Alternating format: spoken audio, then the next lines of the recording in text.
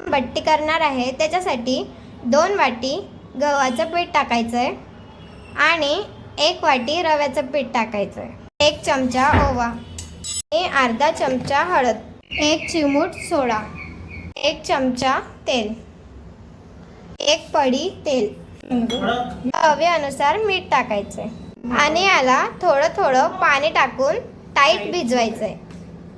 हे बघा चाळणीमध्ये काढून असे चाळणीमध्ये ठेवून आपल्याला याला उकळायला ठेवून द्यायचं आणि त्यावर प्लेट झाकून द्यायची.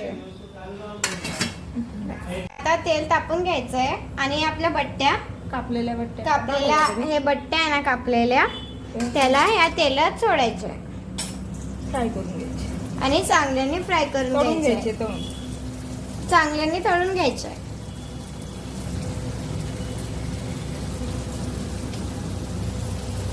हे आम्ही तळताय बट्टी एकदम चांगली होऊ द्यायची, बट्टी एकदम चांगली तळायची आपल्याला.